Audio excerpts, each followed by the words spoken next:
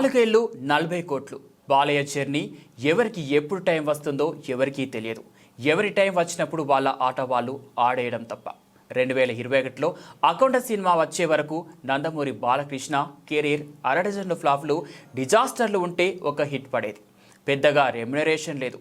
Senior హీరోల్లో Chiranjeevi తర్వాత అప్పటికి బాలయ్యదే ఎక్కువ. అయినా కూడా 8 కోట్లు దాటలేదు. అఖండ సినిమాకు బాలయ్య రెమ్యునరేషన్ 8 కోట్లు. దాని తర్వాత వీరసింహారెడ్డి సినిమాకి మొదట 8 కోట్లు అనుకున్నప్పటికీ చివరి దశలో 12 కోట్లు తీసుకున్నట్లు టాక్. ఆ తర్వాత భగవంత్ కేసరి సినిమాకు బాలయ్య 18 కోట్లు రెమ్యునరేషన్ తీసుకున్నారని సమాచారం.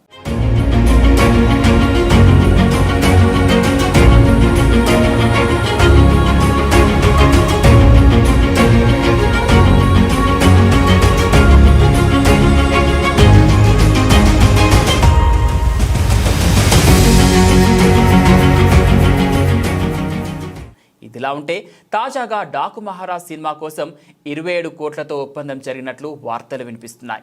ఇక అఖండ 2 సినిమాకు బాలయ్య సుమారు 35 కోట్లకు కాస్త అటు ఇటుగా రెమ్యునరేషన్ తీసుకోబోతున్నారని తెలుస్తోంది. దాని తర్వాత గోపీచంద్ మలినేని దర్శకత్వంలో చేస్తున్న సినిమాకి బాలయ్య 40 కోట్ల రెమ్యునరేషన్ తీసుకుంటారని సమాచారం.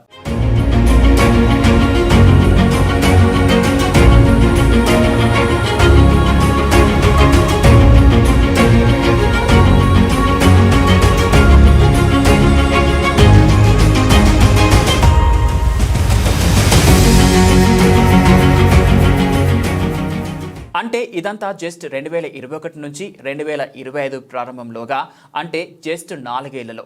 దీన్నే టైం అంటారు, శుక్ర మహాదశ అంటారు, అదృష్టం అంటారు. ఎవరికి తోచిన పేరు వారు పెట్టుకుంటారు. సీనియర్ హీరోలు నాగ్, వెంకీ ఈ రేంజ్కు రాలేదు. రవితేజ్ కూడా 30 కోట్ల లోపే ఉన్నారు. ఒక మెగాస్టార్ మాత్రమే చాలా పైన ఉన్నారు.